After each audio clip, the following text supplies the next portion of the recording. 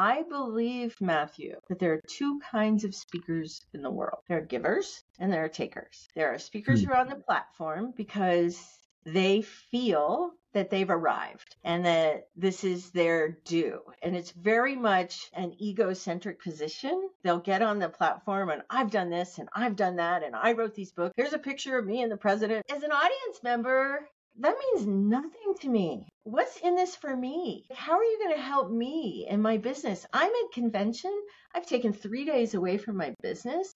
I've invested time and money to come here and learn something. Why is this important to me? It's not. We don't work with those speakers. The speakers we work with are the givers. They're the ones that are so compelled to share from their heart what they have learned, the insight, the learning, the system, the process, whatever it is, that they know if they put this out in the world, it's going to help people. People are going to grow. People are going to learn. Those are the speakers we are looking for. My job and our speaker's job is to serve the client. It is not the other way around. And there's far too many speakers out there, Matthew, in today's marketplace that are on the platform for the wrong reason.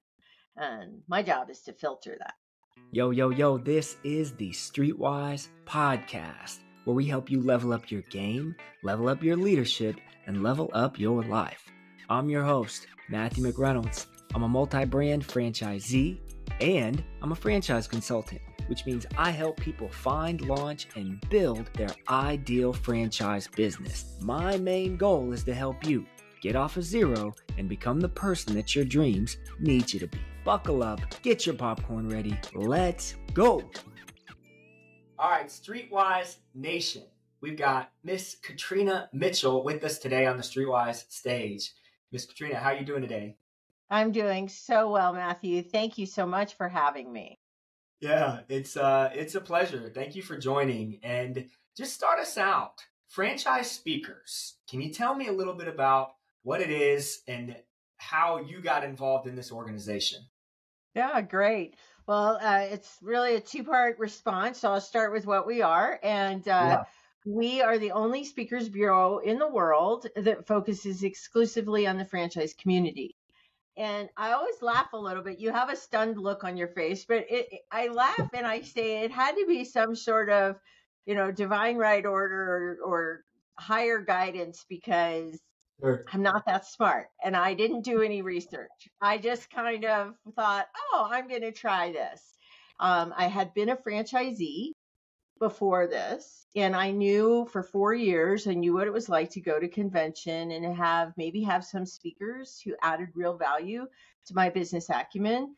And oftentimes we would have speakers that didn't even know what the franchise model was all about and would speak to us as if we were corporate employees. So I thought, there's a need here. I know franchising, and let me go source speakers, trainers, MCs, entertainers who understand the model and who have real solid takeaways that small business owners, that franchisees can take back into their business and improve either themselves and from a personal growth standpoint, be better leaders, improve their business growth in some meaningful way.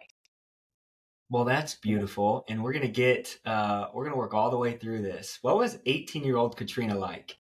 Oh, that's what a great question. Okay.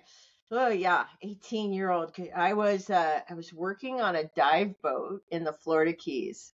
Okay. Let's go. Yeah. So I was a pretty big diver at that point in my life and just kind of trying to find my way and decide what I was going to do. Yeah. What does that even mean, a dive boat? What does that entail? Scuba diving. So when you go to the Florida Keys, you go out on dive boats, you pay a fee, they take you out to the nicest reefs and typically supply all the equipment and yeah. Wow. So fast forward to your franchisee. What was the brand and what was that transition from 18-year-old Katrina to becoming a franchisee? Oh, there was a lot of things that happened in the middle there. So I am not going to take up all your time with that. but a lot of fun things. I played polo on horseback polo. I lived off the grid for 2 years on an island in the Northwest. I had a very high level corporate career in sales and publishing. There was a lot of different transitions. Uh, I'm insatiably curious, Matthew, Okay. so I'm always looking to try something. If someone says, "Oh, do you want to try this?" Yeah, I want to try that. So yeah, lots of things happened. The franchise system that I was part of was Barkbuster's home dog training. And how that Okay. occurred, and you'll relate to this, is I had friends that were franchise consultants at the time. Okay. And I was between things that I wanted to try. And they called me up one day and said, "I think I found your next career." And I just laughed into the phone and said, "Tell me it's dog grooming." Just wildly. And she said, "No, it's dog something." And I said, "Oh, no. They don't have franchises that let you play with dogs." And she said, "Oh, how about dog training?" And I ultimately ended up buying the Barkbusters home dog training franchise for Boulder, Colorado, and really, really enjoyed it for 4 years and had lots of great experiences around that and learned a lot. It's very much about leadership. So. Wow. What were some of the bigger things that you came away from like a personal growth perspective in running that business? I mean, you had a big corporate background. It's very different operating a small business, especially a franchise, coming from that background. So what were some things that you took away? So many things. So, being an in-home dog trainer, we were really uh, often challenging family dynamics, right? Because we Okay. weren't training dogs, we were training people. And so, leadership skills, communication skills, managing conflict, because oftentimes stuff would come up between the husband and the wife or the kids. It was really interesting. It was not at all what I thought I was getting into, but the takeaways were immensely valuable. So that was very, very fun.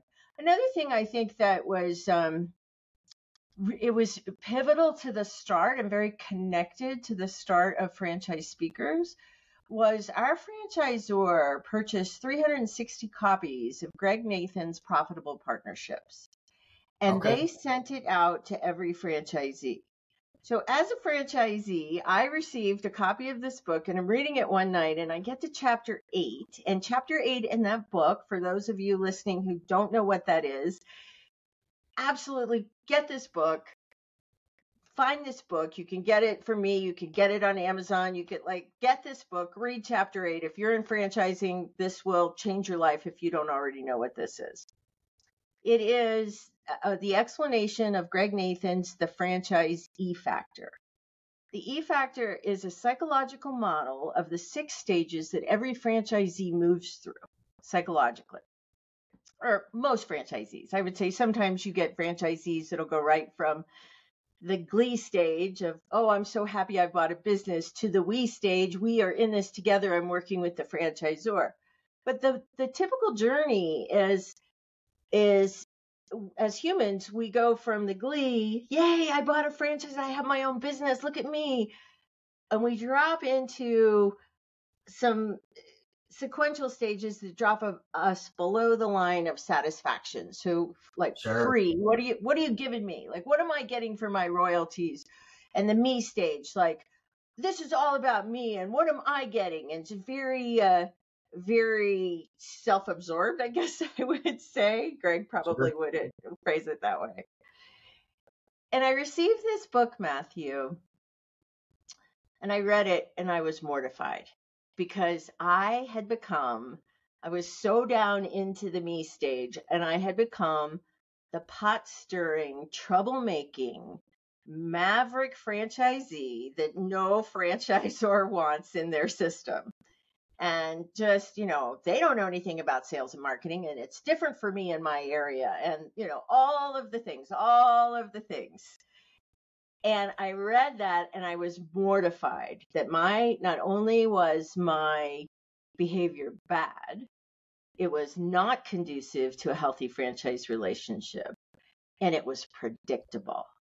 And literally, overnight. The next morning, I called all of our neighboring franchisees, my colleagues and peers, and said, we need to meet. And I literally transformed our relationship with the franchisor within the next week. Wow, that's huge. And I see that in, I haven't read the book. I have heard about the idea of the different stages in, the franchisee journey. So you were in this system for 4 years. What was it that inevitably turned your mindset of exiting the brand? Well, I got some great advice from my mentors and friends at Franchise that got me into the business.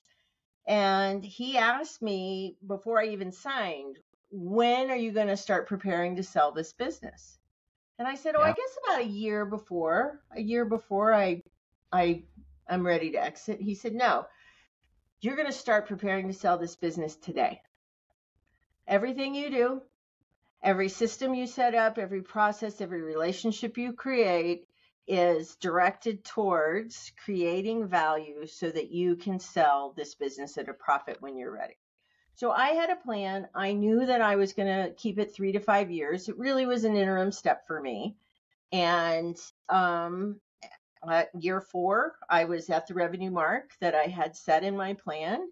And I was between 3 and 5 years, obviously, in year 4. So I put it up for sale. And really, it was a great experience. That's really cool. So you sell the business, and did you immediately start building franchise speakers? Was there a gap period? Had you started kind of the beginning processes during the time that you were looking to sell the business? Maybe educate me a little bit on how that worked. Yeah, the third. So it was a little bit of a challenging period where I was creating the concept for franchise speakers. And initially we were operating under a different brand. It was called Speak. And I, during COVID, decided to go ahead and rebrand. And so that's where we are today. So I was starting that business, running Barkbusters Boulder, and preparing Barkbusters Boulder for sale. So there was, I had 3 large initiatives going on at the same time. So when I did sell Barkbusters Boulder, I was able to shift right into franchise speakers. What was the process like building it? Like, what did you have to do? How did you have to grow? What did you have to change about kind of yourself to be able to kind of have the juice to build this organization? Oh, thank you for that question. So interesting. I think I'm an eternal optimist, and I am oftentimes incredibly naive. And I did no research, as I mentioned earlier. I picked my name by looking at my dog and saying, what's the name of this company? And she barked. I said, Speak, and she went, ruff. And I was like, we're done. That's it. Not researching, not knowing that there are many other speakers bureaus out there with the word Speak in their name. And so it created some market confusion ultimately, which came to the rebranding. I had no money. I didn't have any capital set aside to do this. I just thought, what can I do with high-speed internet and a little bit of courage and a telephone? And I'm going to go for it. My first sale, the first speaker I booked, I didn't actually have a contract yet. I didn't know what a speaker contract looked like. So I was then in a little bit of a scramble, like, oh, wow, we better go figure out what are the contractual elements when you're booking and placing a speaker. So I think openly, honestly, transparent all the time with anyone, like co-brokering. What is that? When somebody would say something, I'd say, what is that? Can you explain? Like, I don't know what that is. And the marketplace is so supportive. So both on the speaker bureau and speaker agent side, and certainly on the franchise side in the community, which you know so well, everyone's so willing to help. Everyone's so willing to help. And so the marketplace taught me. Like, everything I know, I learned from clients, speakers agents. So. Oh, that's really cool. What were some of the big, what mistakes did you make early on? I know you said there were some struggles with like the unknown unknowns, but was there ever a time where like you made a mistake and you're like, oh man, how am I going to get through this? I don't know if I can see tomorrow. Yeah, we had a few of those, and I think we currently, Matthew, run 109-point stellar service checklist. Oh. When I started, there were probably 10 points on that checklist. Where is the event? What's your budget? What time and day do you want the speaker? But very quickly, I realized, I need to be asking a whole lot more questions, right? Because something would happen, and I have a lot of stories. I have a lot of interesting stories where clients moved the date and didn't tell us, and the speaker's on site saying, I'm at this ballroom and no one's here. Right? I call the client. I call the client. And I'm like, what? Oh, we switched the agenda by a day. We start tomorrow. We forgot to tell you. We have had clients who've unfortunately had to move their entire event week, but forgot to tell us, and had multiple speakers booked for. Sorry, you'll have to cut that out. We've had clients move the whole week of the event and not tell us, and had 2 speakers booked. And so we're like, okay, let's see what we can do. We have had clients move cities and not tell us. We have had clients move venues across the city. Not that big of a deal, but clients are speakers on site going, I'm here, no one's here. They moved. So we have now all these double, triple, quadruple checks. We have all of these things in our system where, I reiterate, we reiterate again and again and again. Every subject line has the date, the name of the speaker, the venue, the name of the client. Like, we're just saying it over and over again so that we don't run into a crisis. Now, all of those situations, Matthew, we have been able to recover. So they were close calls, but informative experiences that helped us learn to provide better service and anticipate those things that might go wrong. So that's our job. What's going on, everybody? I hope you're liking the conversation this far. Please take a moment, give it a 5-star review. It really helps spread this out to as many people as possible. All right, let's get back to the episode. That's such a good testament to failing forward and being able to take that first step, take the risk. So many people are averse to risk, averse to failure, but there's so much that you can learn by being willing to fail and do it wrong and make the mistakes so you can adapt and grow. And if you can survive till tomorrow, you can learn and get better. That's really cool. Yeah. I appreciate that so much. Yeah, no, that's really cool. So when you're looking for a franchisor, as a client, what are you looking for in these guys? Is there anything that attracts you to the group, or you just kind of open it up because you're basically providing a service to them? Do they find you, or do you have to recruit these guys like you recruit the speakers? We are so fortunate in so many ways. So the majority of our business is repeat, inbound, or individuals that I meet in the franchise community through a show or whatever. And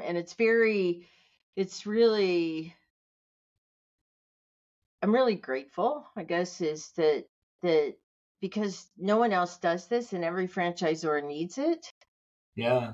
Franchisors typically, when I start to say, be at a show and we'll meet, and I'll say, what do you do? And, well, we help franchisors find great speakers. Can I have your card? Right, like they're just like, blah. Yeah. And then I think our service, I'd like to think the level of our service, our stellar service checklist, our attention to detail, being really proactive. Most speaker bureaus don't engage at the level we do. They might help a client find a list of, 5 speakers who speak on culture, but they're not going to deliver after contract all of the logistics support. They're not going to deliver. They do pieces and parts of it. I don't know anyone that does everything we do.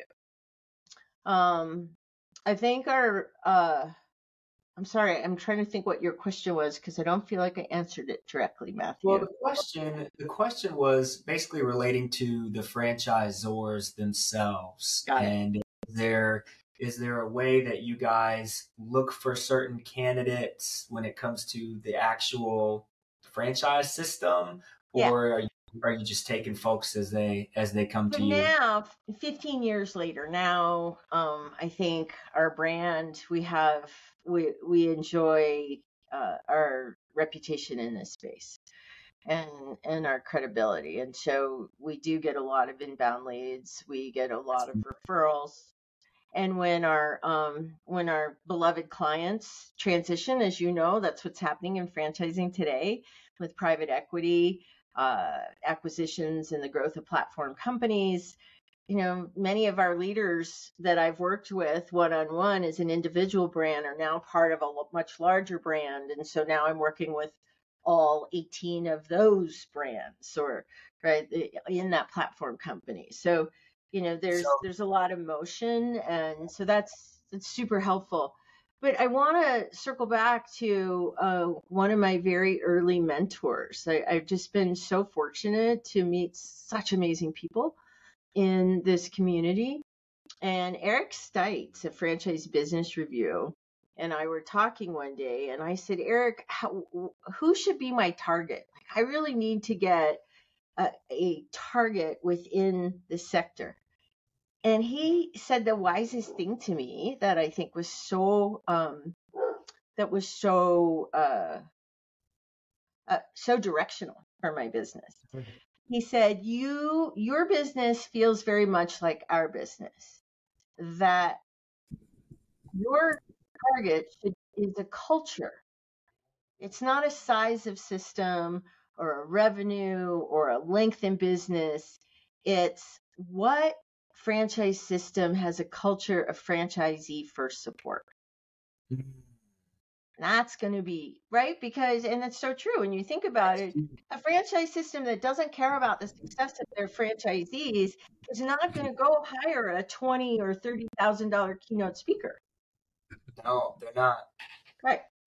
They're not, and that's huge. Okay. So I'm so interested in what makes a good franchise speaker. You said there's other speaker bureaus out there, but specifically for franchise organizations, what makes a good speaker and what makes somebody that might be a decent speaker on another platform maybe not work out in speaking to franchisees? That's such a great question, Matthew. You really get this space, and I so appreciate how sharp, how wise these questions are. I love to say that you can tell how smart someone is by the quality of questions they ask, right? So you really got it. You really got it. What makes a great franchise speaker? I would say the three things that we are filtering for when I am talking to a prospective speaker is, number one, their understanding of franchising and the franchise relationship. That's first. So they've got to speak to this community in the way that they can relate. They are not employees. We know that. They're not entrepreneurial. We know that. Or they're not entrepreneurs. They are entrepreneurial, but they're also committing to a system, a process, a contractual obligation to do something a particular way. If you want to do it your own way, go do it your own way. Don't buy a franchise, right? You can't buy a franchise and then try to recreate the system. That's not why you invested all your hard-earned money in the system, right? Right. We know that.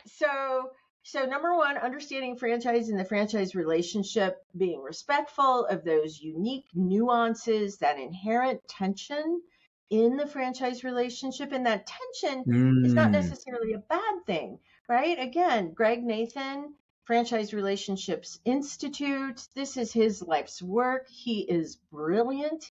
And all of his content around this is transformative. And I honestly, I know I get on my soapbox about Greg, but it is transformative work. So,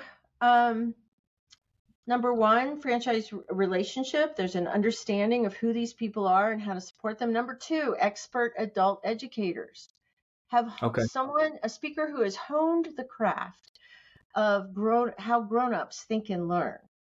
These are business owners that are accustomed to calling their own shots, running their own day. You cannot plunk them down in a ballroom and talk at them.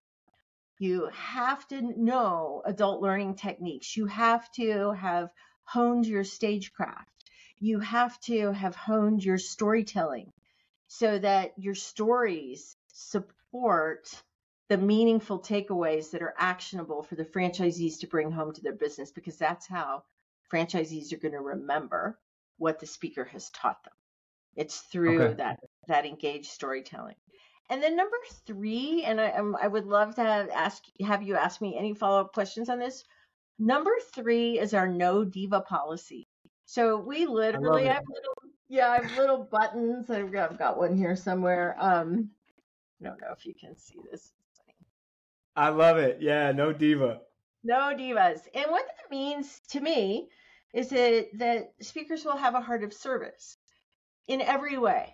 They will be available. They will be open. They will listen on the pre-calls. They will do their homework. They will dive into the brand and understand the culture and the brand values. They'll speak to franchisees before the event to find out what is it like from the franchisee's perspective. They will customize in great detail to really make sure that their messaging, their insights, their key takeaways land wholeheartedly with the franchisees.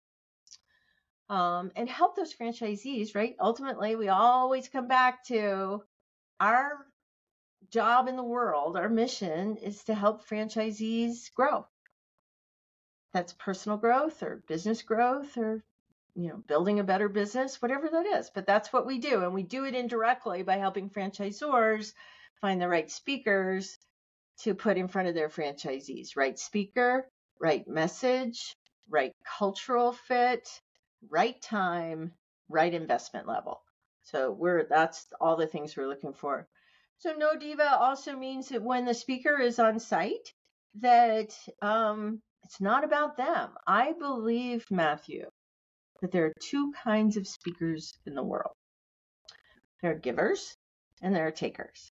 There are speakers who are on the platform because they feel that they've arrived and that this is their due. And it's very much an egocentric position. Like they'll get on the platform and I've done this and I've done that and I wrote these books and I'm this and I wrote blah, blah. And, here's a picture of me and the president, and right? Yeah, As an audience member, that means nothing to me. Like, what's in this for me? Like, how are you going to help me in my business? I'm at convention. I've taken 3 days away from my business. I've invested time and money to come here and learn something. Why is this important to me? It's not. We don't work with those speakers. The speakers we work with are the givers. They're the ones that are so compelled to share from their heart what they have learned, the insight, the learning, the system, the process, whatever it is, that they know if they put this out in the world, it's going to help people. People are going to grow. People are going to learn. Those are the speakers we are looking for. And I know you've had Scott Greenberg on the show. Scott and I started working together 12 years ago. We have both grown immensely together as partners. We do call our speakers speaker partners because I won't work with anybody that we don't consider a true partner in every sense of the word. That a speaker's job is to my job and our speaker's job is to serve the client. It is not the other way around. And there's far too many speakers out there, Matthew, in today's marketplace that are on the platform for the wrong reason. And my job is to filter that. Yo, thanks for listening this far. It's at this point in the episode that I want to talk about Streetwise franchising, teaching, training, building. Streetwise franchising. As a franchise consultant, it's my job, it's my absolute pleasure, and it's my mission to help aspiring entrepreneurs find, launch, and build their ideal business. I've been a franchise owner for almost a decade. I know what it means to struggle. I know what it means to build a team. If you're ready to get off of zero, if you're ready to build something for yourself, visit streetwisefranchising.com. Let's get the conversation started. Don't wait until tomorrow to build your future. It starts today. Streetwise Franchising. Stay humble, stay hungry, stay streetwise. Let's get back to the episode.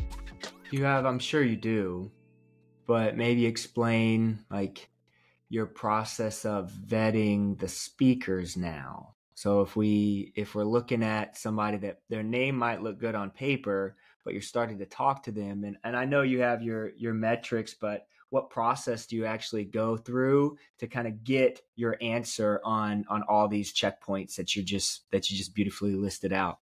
Yeah, thank you. A lot of it's intuition. Okay. And a lot of it is, but I'm 'Cause listening. You've been there. You've been in the audience, and now that Yeah, you've done that, you said 15 years. 15 years. Yeah. Wow. Okay. So intuition. Sorry to interrupt. That's Intuition is okay. first. Yeah. Hmm. Intuition, I'm feeling and I'm listening. I'm really listening. Yeah. The speaker calls me up and starts talking about all of them. Oh, well, I'm Joe Jones and I've done this and I've done that and I've done this and I've done that and I've done this. I'm like, well, that's just great. I'm clear. You don't need me. I'm listening to the language and I'll say, well, what's your experience in franchising? Well, franchisors are great. I work with entrepreneurs all the time and I'm like, franchisors. Okay. You don't really know this sector, right? Sure. It's language. It's are they knowledgeable of who we are and what we do and the challenges that franchisors face in engaging franchisees, right? So engaging them, providing valuable curriculum, giving them the tools they need as franchisees to go out and run successful businesses. Now, we all know it's not up to the franchisor to create success. It's up to the franchisor Amen. to create the tools and the opportunity. It's up to the franchisee to get up and get out there and create success. And, of course, a huge part of that is local area marketing. One of our top speakers, along with Scott Greenberg and Greg Nathan, is Ford Sakes. And he wrote the book on local area marketing for franchisees. His book is Accelerate Local Area Marketing for Franchisees. And, he's a master at that. And look, no franchise unit is going to succeed without some local area marketing, right? Like Amen. you got to do it. Like we all do it. Amen. So, Amen. Okay. So yeah, you said some things that I really appreciated. You talked about, man, something you said earlier that is a phrase that I use all the time. You can tell the caliber of an individual by the level of questions that they ask. And it's something that I use all the time. I resonate with that. The other thing I talk about is passion is what's inside of us, but it's our pain that leads us to our purpose, and it's our purpose that comes out of us, and our purpose leads us to the impact that we have on the world. Do you find that certain types of speakers, how do I want to ask this? Do you feel like pain motivates franchisees, or tactical advice or tactical feedback? Do you feel like if franchisees are sitting in an audience listening to a speaker and they can hear that the person has a compelling story, they've experienced pain and they've overcome, do you feel like that has more of an impact versus a speaker who's sitting up and is giving you, all right, I did XYZ. Maybe they're still giving, but they have more tactical advice or that's a facts or good question. strategy. Another great question. You're just full of great questions. I feel like I could actually speak to you all day long. Likewise. So it's situational, Matthew. Okay. It's situational. And it depends on where the franchise system is at that point in time. And so when we engage with a client and we start having the first step is a in-person meaningful conversation. I was going to say one-on-one, but it might be 2 or 3 of the key Sure. decision makers. But questions that I'm asking are, what are the challenges that are happening in your system today? What are, what's your direction? What new initiatives are you implementing? What struggles are you having? How's the relationship? How's the culture? How's everything feeling internally? Well, we've had we did a big POS implementation and it didn't work well, and franchisees are a little upset about it. And, so they might come to me with an idea that for this particular speaking slot, we want to kick off the conference. This is the opening keynote, and we want to set the tone get the energy up and leave them with takeaways. And so I would say in most cases, the speakers that we place repeatedly that hit home runs every time, like a Scott or a Ford or a Greg, they are doing both, right? So they have wonderful, compelling stories, sometimes can bring tears to people's eyes, but each story is attached to a meaningful takeaway. Content that franchisees can bring back into their business. So it's a blend of both, of having that stagecraft, having that ability to take the audience on an emotional journey and leave them with things that they can do that will improve their lives in some meaningful way, right? That's the thing. Now, sometimes we'll get somebody who's like, we have been through the ringer, and we just want something that's really inspiring and really, right? And that's a different set of speakers right? So it's really going to be situational depending on where that system is at that particular point in time and what they want to accomplish. I do want to put this in here. I think this is really important for franchisors who are potentially listening to keep in mind, is start with the end in mind. When you're thinking about booking a speaker, think about what you want. Your franchisees are exiting the ballroom. What do they now have that they didn't have before that speaker took the platform? How do you want them to think, feel, say, or what do you want them to do differently? Right? Think, feel, say, do different. Just stay focused on that. And you say, well, we want them to really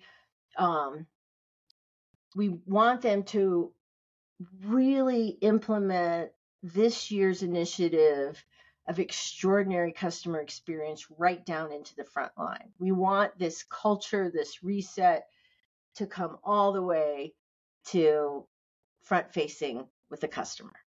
How do we do that?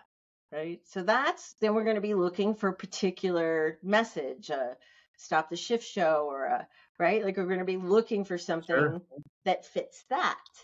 So it's really about the questions and knowing where you want to go. And then you fill in. It's not like, well, let's go get a speaker. We just need a speaker. A speaker isn't a stool or a chair or a podium.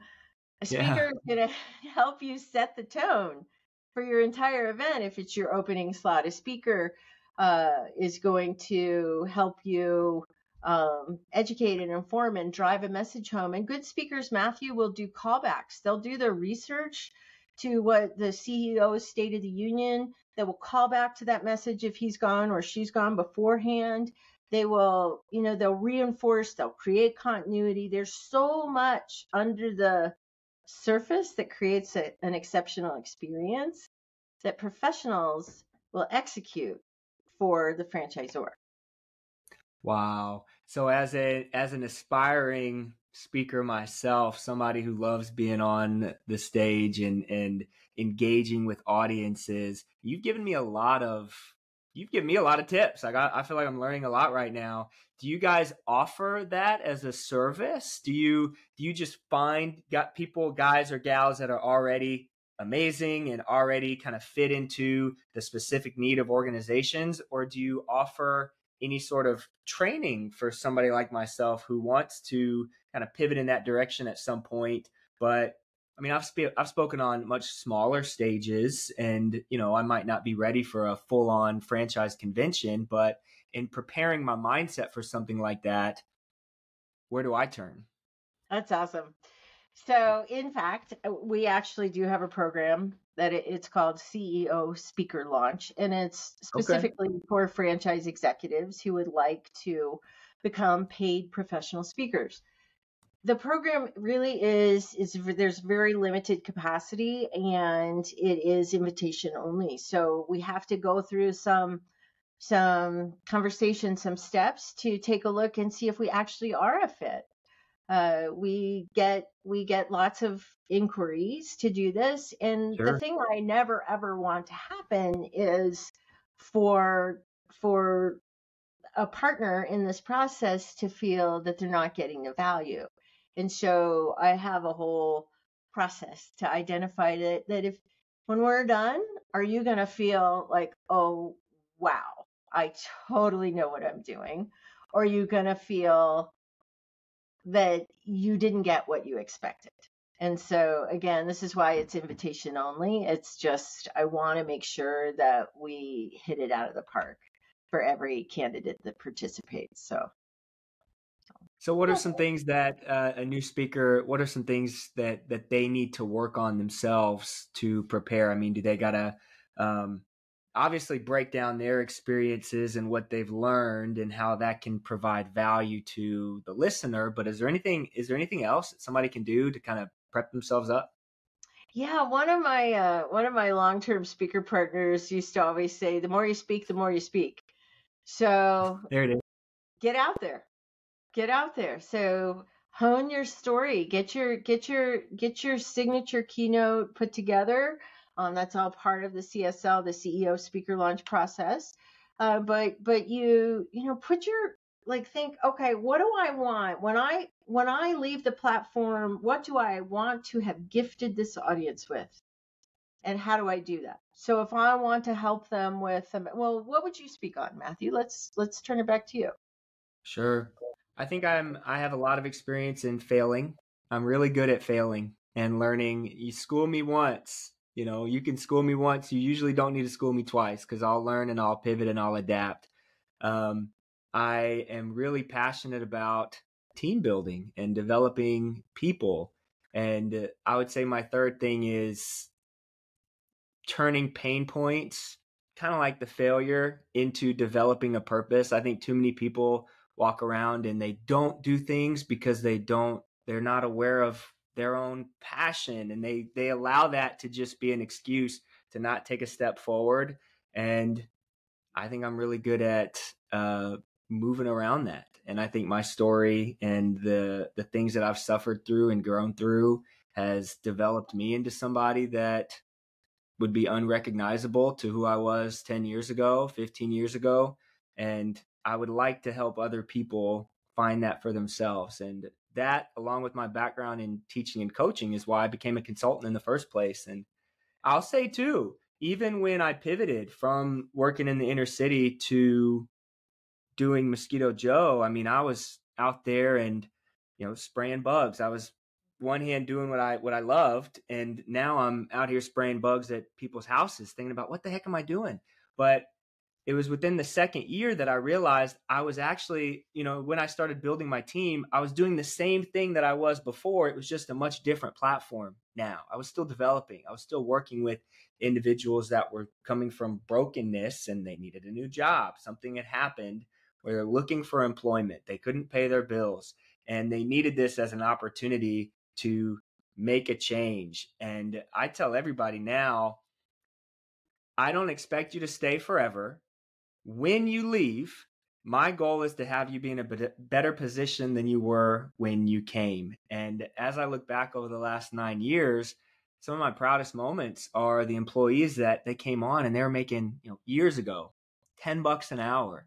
And when they left, they got $50,000 salary, $60,000 salary at their next job. And it was just such a growing point for them that, man, I'm really passionate about those things. And so figuring out how to put that succinctly into a keynote that actually could add value to somebody who is thinking about getting into business ownership, or maybe they're year 2 or year 3 and they're struggling with, oh man, I can't keep people. I've never had a hard time finding folks. You know, it's hard work for sure, but I've never been without when I needed it, because we figured it out over here. So That's so great. So I hope great. that answered the question. Yeah, absolutely. And I think you said it in the middle of that point 1 and 3 are very closely connected. And so identifying and really honing, like get mind map that, get in the middle, Okay. like, this is my signature keynote. What is the takeaway? So if I want 3 takeaways coming out of that message, what are the stories? What are my personal stories that emphasize, that teach that particular actionable takeaway? And I think you've got it, right? Like, you've got the vision. I feel like you will be great at this when you decide to take it on. And the fact that you've been a franchisee and are now on the franchise consultant side, working with many, many different franchisors and really understanding their cultures and their brands, this gives you an insight in our community that is exceptional, right? And so there really are not that many wonderful, wonderful speakers. There's lots of wonderful speakers that understand franchising and can speak in franchising or in corporate. We have access to them. We know who they are. But there are not that many speakers who have the depth and breadth of your franchise knowledge, right? Interesting. And so then to add in your message, to think about, again, Scott, he was a franchisee. So his trajectory as a highly in demand paid professional speaker is that he has those insights having been a franchisee, as do you, right? As do you. So I say go for it. What comes first, usually, the book or the speaking engagements? Do people start speaking, then they write the book? Do they write the book, then they speak about it? I'd say do them both. Okay. Just, because one's going to inform the other. One's going to inform the other. So, Scott didn't come out with his first book, The Wealthy Franchisee, Game-Changing Steps to Becoming a Franchise Superstar. He didn't come out with that until we've been working together maybe 9 years, 10 years. Oh, wow. And I kept saying, Scott, please write a book. Please write a book. Please write a book. So, I would say start speaking, and again, back to the more you speak, the more you speak. Reach out, say, I will do this for free. I will do this, if you pay my travel, lots of people in the franchise space. Speak at the Mosquito Joe's conference, right? See what you can. Just speak, get out there. The more you speak, the more you speak. And then and this is really important. You cannot enter the paid professional speaking arena without a demo reel. The biggest mistake that we hear is I get lots of iconic franchise leaders who want to speak, but they don't have a reel, and they'll say, "Oh, well, but I speak all the time." And I'm like, it doesn't matter. In today's marketplace, when 3-year-olds have their own YouTube channel, if you don't have a demo reel, no one's going to pay you to go speak, because they want to have an experience of what they're buying, of what they're paying for. So as you start out speaking, gather those clips. Hire, go on Thumbtack and hire a local videographer.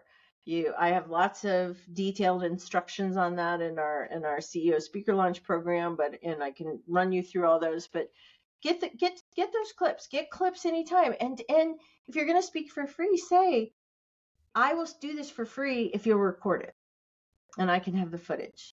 Right there, it is. Build your library. So then when you send it to us and my team to create a demo reel, you have the raw footage that really brings out the impact and the action that you inspire from the platform. Yeah. Oh, I love that. No, that's super helpful. Okay, so I've got 2 more questions on the books, unless I think of something else in the middle and I wanna hit you with it before. But I had Melissa Lewis on a couple months ago. She's a franchise consultant with Franchoice, and she told me about the book The Alchemist. And I had touched on it earlier and when I was younger, and I reread it, and it's huge on personal legacy. And so I'm curious with you, what would you consider your personal legacy? What is it at this point in your life, in your career, that you feel like you're building towards? That's such a great question. So my personal legacy is I really enjoy and appreciate the fact that we get to indirectly influence and support so many tens of thousands of business owners, right? That is really what we do. And whenever a new team member comes into Franchise Speakers, that's how I position what we do. What do you do? We help franchisors help franchisees, right? So we're helping tens of thousands of business owners around the globe improve their business, improve their lives, decrease stress, improve relationships. There's so many different directions to go with that. So my legacy is that when I retire, and I'm getting up there, so I'm looking at what happens, that I'd really love to be able to hand this business off to someone who loves it as much as I do and really understands franchising and has that same or has a similar desire to help.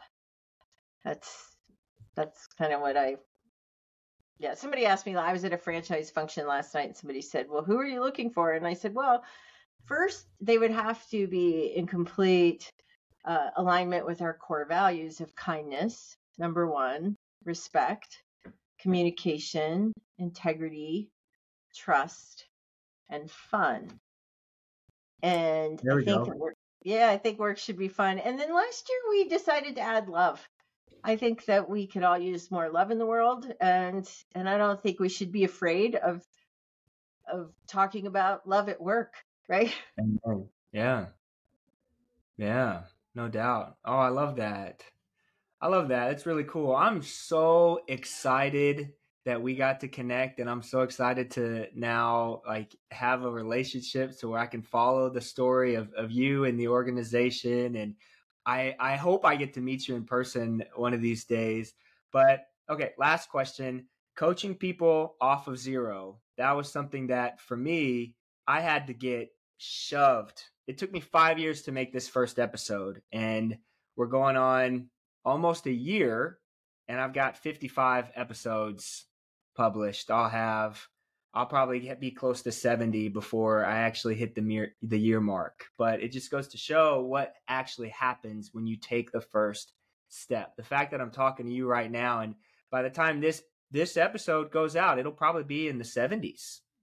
Who knows? And awesome. It blows my mind. And so when you're talking to somebody, or if you were given the opportunity to coach somebody to take the first step, to get off of zero, what do you tell that person? That's so great. That's such a great question for me, Matthew, because I really struggle with that. It's a huge personal opportunity for me to not have it perfect before I get started. And so I always think about that expression, ready, fire, aim. And I love it. I have circled myself with really amazing entrepreneurs who are really good about that. They're like, just get it done. Just like, okay, what are you going to do? Go, do it. Right. Yeah. And I'm like, well, I don't have the thing, and which is all really hilarious because I started this business without all the things, right? Like I just picked up a phone and introduced myself to a franchisor, and Lachelle Taylor. She was at the time, I can't even remember where Lachelle was at the time. I think she was at Home Watch Caregivers. And I always credit Lachelle with, being a wind in my sails, because she was my Oh, first wow. call, and I asked her if she would have lunch with me, and she did. And then she gave me a list. Please call this person, tell them I told you to call them. Call this person, call that person. And it just bloomed from there, because she was so kind and open-hearted and gracious to give me a lift, give me a hand up, and set me on my way. So yeah, I just, have such a tender spot in my heart for that. Oh, that's beautiful. That's beautiful. I am a firm believer that in order to be a serial mentee, you also have to be a serial mentor, and you always need to be looking for people to speak into you so you can speak into others. And that's the true way to experience growth. But man, this was amazing. I I knew I was love going to that. like you. I love that, Matthew. You need to write that down in your mind map for your signature Okay. keynote. Like Okay. that's a rock solid takeaway. I appreciate that. I will. What else? What last thing? Is there anything that somebody that was like, I mean, I'm getting better at this, but anybody that was actually good at this, like, would have asked you that I didn't, that maybe I would have missed before I let you go? Oh my gosh, you asked so many really intelligent, insightful questions. As I mentioned earlier, I could speak to you all day. I have a question for you. All right. What was it about wanting to connect with me? What was the compulsion when you were introduced to me that made you want to have this conversation?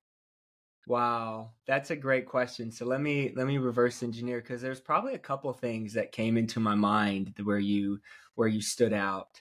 I would say the first was I think I had just received Scott Greenberg's second book, Stop the Shift Show, and he was on my radar, and I wanted to schedule him for a podcast. And so I'm looking at his feed and I see him on yours. And so it just pops up. And so as somebody that's creating a podcast in the franchising space, and I like to think that 60 to 70% of my content is franchising, and then the other 30 is other things. But I always like to keep in touch with, what's going on in the space. And so I saw you and I did research on what it is that you were doing. And I realized that, oh my gosh, you're probably somebody that I should know, because I do have aspirations to grow this thing and grow and add value to more people. That's actually out of my core values on my team. Add value, a value adder, problem solver is number 3. So it's a big thing for me. And again, kind of back to what I just said, if I think about those things, and if I want to increase my circle, and if I want to get into the rooms of individuals who I know can add value to me so I can add value to others, I need to just shoot my shot, and I need to put myself out there and take the step and ask, would you be on my podcast, even though you don't know who the heck I am? We've never talked before. This is our first time engaging outside of email. And I've had so many opportunities where by doing that, I end up learning so much. And like what you said earlier, intuition is one of those things that I feel like I'm learning how to read people, and I'm learning who I want in my circle, or whose circle I want to be in. And you checked all of those boxes. And so, Oh, yeah, that's wow. why I reached out. So I think you're a beautiful person, and I love what you're doing. I think it's really special. And yeah, I appreciate you for being on the show. Yay. Well, thank you so much for inviting me. And I'm just delighted to meet you. I know we're going to do some great things together. I Yes, just know ma'am. that. I know that. Let's go. What's the best way people reach out to you? LinkedIn, or if So they want to follow your stuff.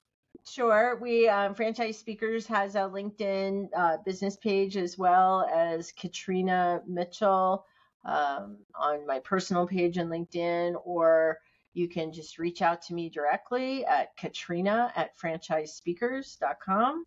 And my team helps me with emails, so someone will see it and someone will reach back out to you. Or you can call us directly at 303-669-9842. 9905. There it is. Well, Streetwise Nation, thanks for tuning in. You just listened to Miss Katrina Mitchell. I hope you had a notebook. If you have any aspirations to grow and learn in this space, this was a wealth of knowledge. So thank you so much for joining. And until next time, stay humble, stay hungry, stay streetwise. Peace. All right, everybody, that's a wrap. Thank you so much for making it to the end. Hey, if this episode added any value to your life at all, please like it, share it, give me a 5-star review. It's the only way that this show is going to gain traction and help more people achieve their dreams. If you're ready to start your franchise journey, visit streetwisefranchising.com. Let's set up a time to talk. Hit me up on LinkedIn. Until next time, stay humble, stay hungry, stay streetwise. Peace.